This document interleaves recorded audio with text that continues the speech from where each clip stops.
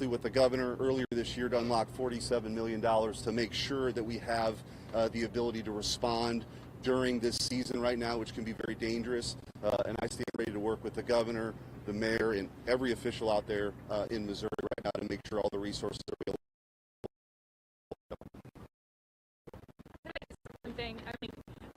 In addition to the coordinated approach here by everyone that you've heard from, the folks out on the streets last night and today, the work that the community is doing to clear their own sidewalks, their own roads, their own homes, many of which have been devastated businesses, is truly, truly amazing.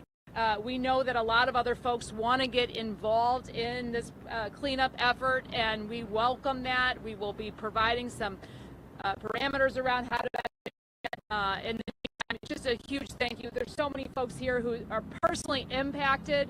Their homes are damaged. Their homes are devastated.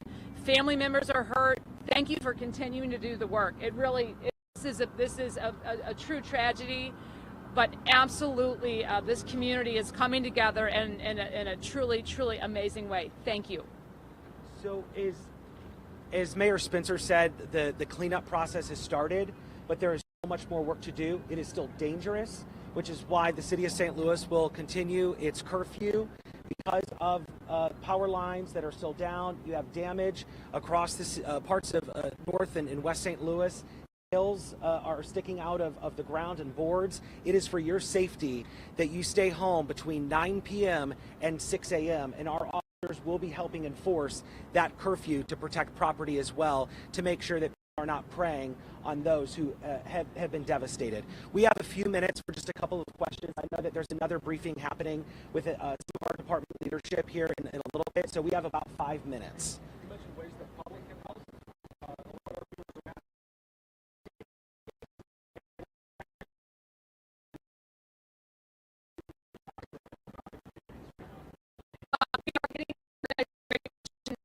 We're going to stage some things and some coordinate as a drop site. As we get, I want to be cautionary there. We're cleaning up the site, making sure they're ready for that work. But we're going to need all sorts of things. Cleaning up of debris. We're going to be looking at boarding up buildings, roads, that sort of thing. There's a lot of ways people can plug in food for residents. We have a lot of water and things like that, but people aren't able to cook. A lot of their electricity is down, their homes are devastated. So we'll be dispersing that information very, very soon, but look for the Urban League and look for more information to come in the coming hours. Mayor, do you know how many people don't have power and ask it at all? I don't know how many people. 8,500. I thought it was. Oh, 90,000 is what I was hearing last night. I don't think that number has changed. 90,000 is what we're looking at. Mayor, would you describe this as one of the worst storms in St. Louis history? I would describe this as one of the worst storms, absolutely. The devastation is truly heartbreaking. And let's not forget, people have lost their lives. We are continuing to make sure that we are identifying all those that are injured, in addition to the massive amount of property damage that has taken a huge toll. I think the fire mentioned a confirmed touchdown. Is it confirmed that there has been at least one tornado, and do we know how many tornadoes were in? I can't confirm the weather terminology at this point. It certainly looks to me, especially from above, that there was a tornado. You can see a clear path. It certainly looks like that to me. Of course, I'm not an expert on that, but I would guess that that's exactly what we had here. On federal assistance, just what kind of assurances can you provide with people that were impacted that there will be help from FEMA, from the federal government? I'll let the governor speak on that. We're operating under an emergency order declaration that we issued from our spring storms of March 15th and again, unfortunately, in April. We just extended that order earlier this week, obviously not knowing this storm was coming, but to finish cleaning up those storms. As soon as our life safety efforts are finished in the region, making sure people are safe, then our state emergency management agency will start working with the local emergency management directors to do the assessment. Those assessments will go through FEMA Region 7, and we'll work with our congressional delegation as well as the Secretary on getting that disaster declaration through. We already have one in front of the President right now from the March 15th and early April storms, and it's unfortunate. We understand how that process works. I wish I didn't understand it, because it means we wouldn't have had such devastation, but we'll work through that. And as you heard Senator Schmidt say, The federal partners will stand ready to help us. I know Congressman Bell and others are ready to do this. Congressman Wagner as well. I've talked to her. And I will tell you that Mayor Spencer was on the phone with me within minutes after the tornado hit, immediately providing leadership to the area. And for day 32, for somebody who doesn't have in their book what you do when you're a mayor and something like this happens, I'm very impressed at the response she's provided, as well as the city services, both the chiefs behind me, the crews that are out on the street. We want and thanked. Every one of them just said, hey, we're just here to clean things up. And they had that St. Louis spirit that we all know is alive and well, and I can't thank the mayor and her efforts, along with city services, to really jump in right away and make things happen. Governor, One more Senator, question. set some expectations on how long should people expect to wait for federal help to arrive, and what will that ultimately look like? Well, the state and the regional emergency managers will be the first line of defense. We'll be setting up those relief centers and relief agencies. 211 is the number that people should call if they need help. And so that timeline will happen immediately. Does that mean in the next half hour, the next five hours? I don't want to get stuck in that timing.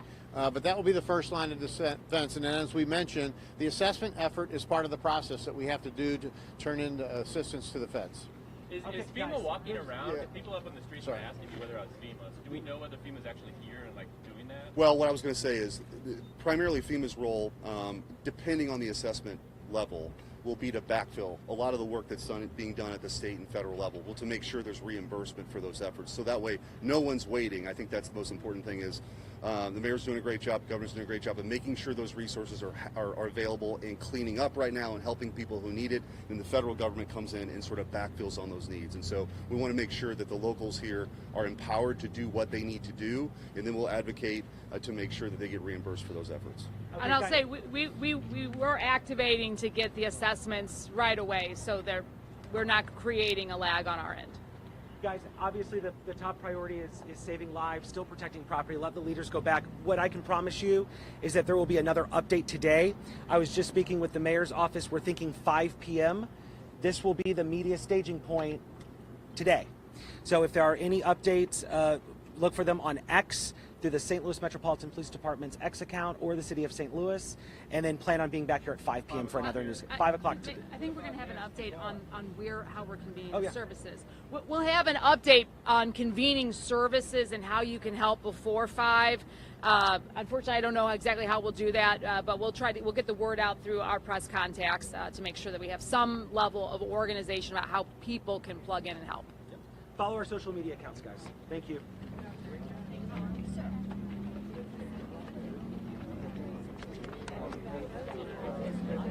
Excuse me, Mitch. Excuse me, Mitch.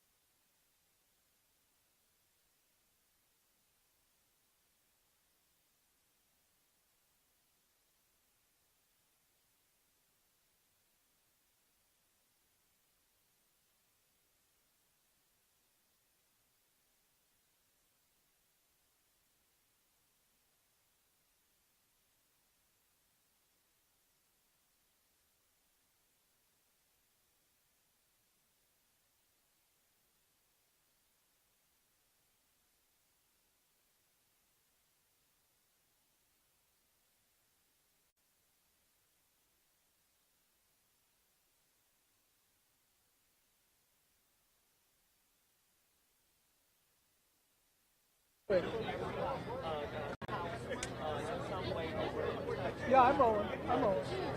All right. Mic check 1, 2, 3. Okay, thank you.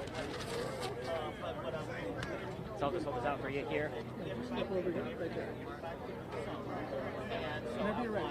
Yeah, so you just look at me and to start, I'll just have you say and spell your first and last name for me. Good morning. I'm State Representative Del Taylor. I represent the 84th District, which was heavily impacted by last night's tornado. Yeah, just talk about kind of what's it like to see just the damage to your community.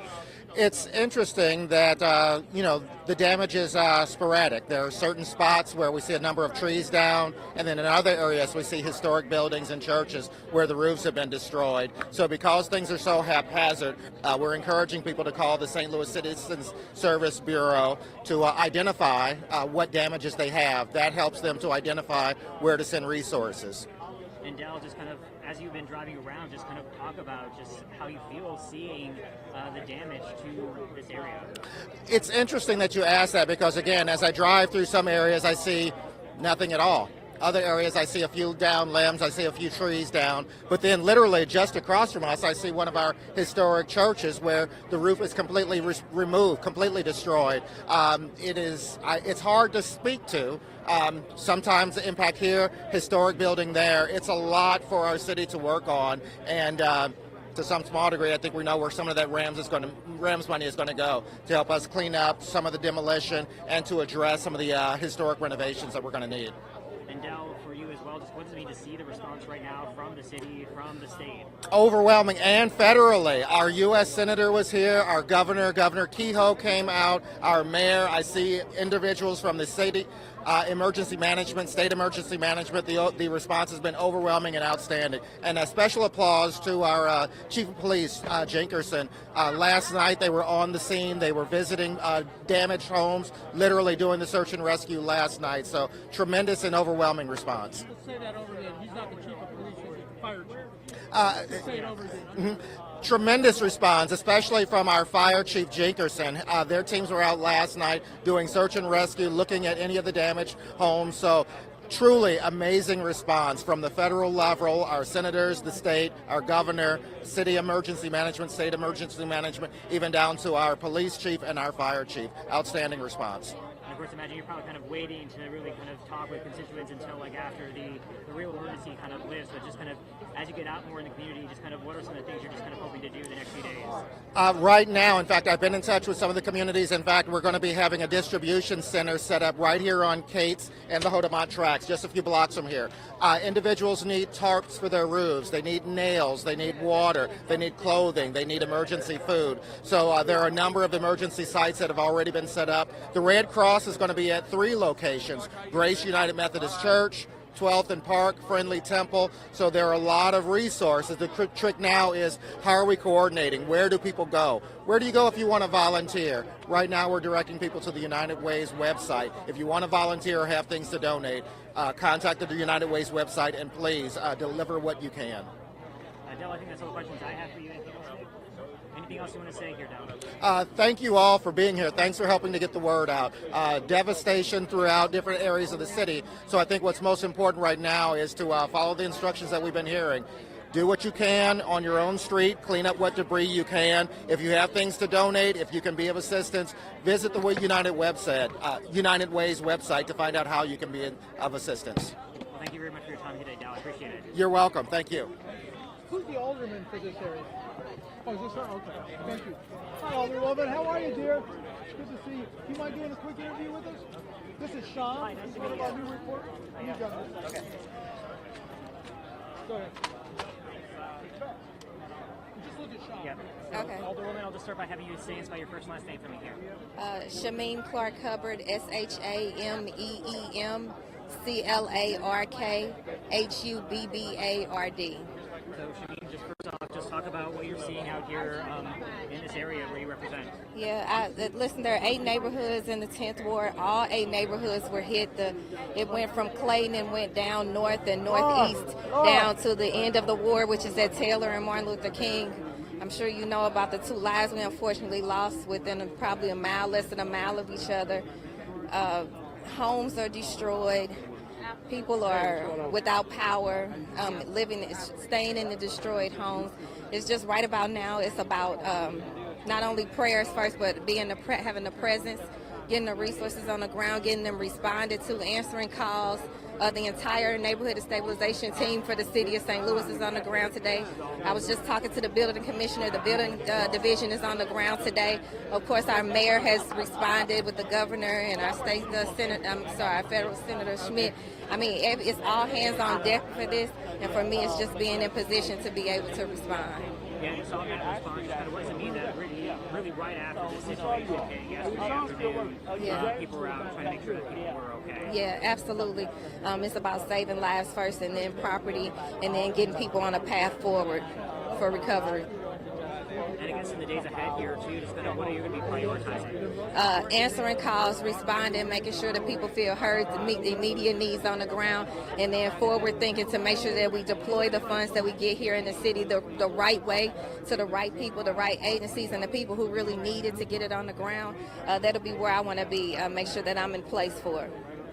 And I guess, did you yourself feel any impact from the storms here yesterday? Not personally to my home, just minor things. Of course, no power. But the things that hurt the most, of course, were being on the ground with people when they found out they lost their loved ones.